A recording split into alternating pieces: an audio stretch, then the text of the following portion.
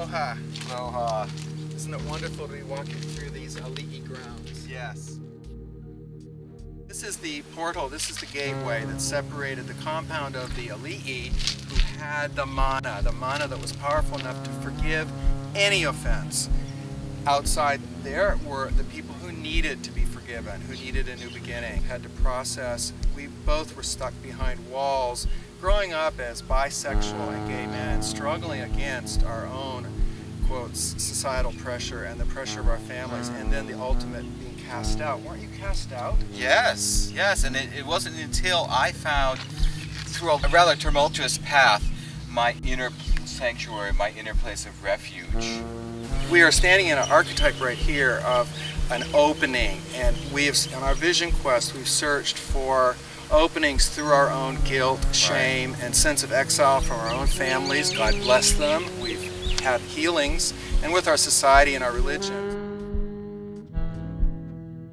Mana is the prana, the life force, what the Christians call the Holy Spirit, what metaphysicians call source energy, pure positive source energy, the life force. Literally, life is God. And according to what we, in our humble understanding, have discovered on our vision quest to find a spirituality with openings for all of us, where nobody's excluded from the principles. These principles of ancient Hawaii seem to allow the mana to pour through us so we can create better lives.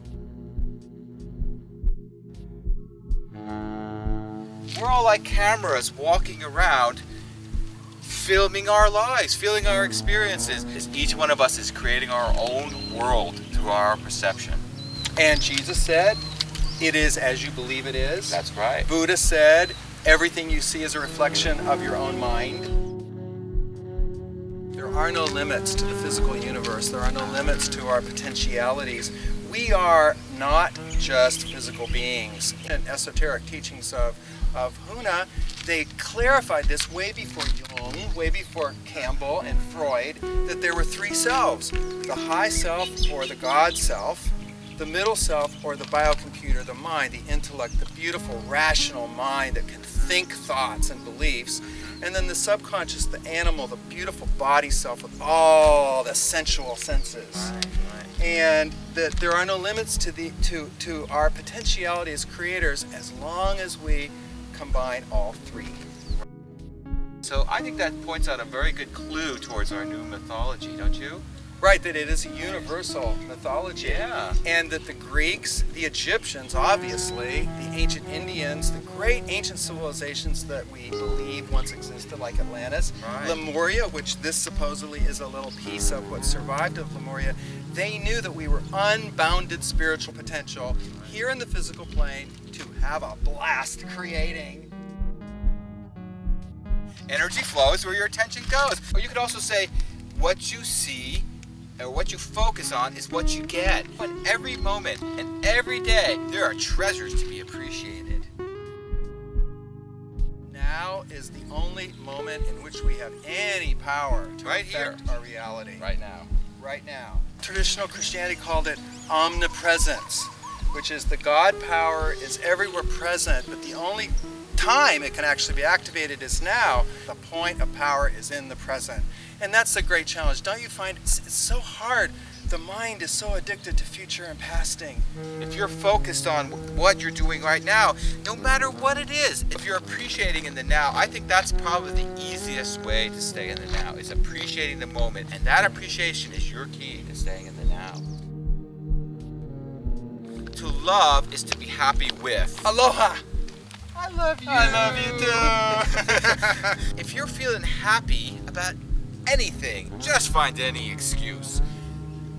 You're in love. Right, and I've found that the ultimate being in love is to realize that we're living in a loving, creative mystery. Yes. That this entire creation is an act of procreative love by this mysterious being that, of course, we're humbly searching for the secrets of this being people call God, or they call here Io, the great Aumakuas, the Akuas, the Makuas.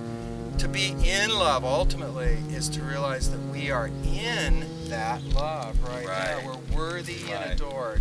And the best worship is to be happy, to find a way to be happy in the now. Harmlessly and helpfully. Hey, why are you holding that coconut? Because all milk comes from within.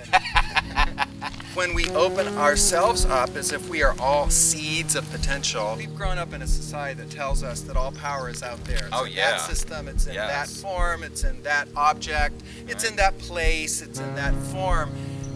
In our vision quest, we have found, and especially as gay men, we've been told that we had no power, period. We were powerless, Right. you know, because we were cut off from source. We've realized that we're all seeds. Oh, another seed. So seeds within seeds. Effectiveness is a measure of the truth. We've grown up in a materialistic society that says that we are not cause, we are effect. No, wait a minute. We're cause. The world around us is the effect of our level of consciousness. And if we're in up here in the third eye and the Amakua area up here, we'll actually live in a world where the effect will be, we will really feel that our angels and our gods and our Amakua and our spirits, our guardian spirits, always with us, always guiding us as they have guided us here to this holy place.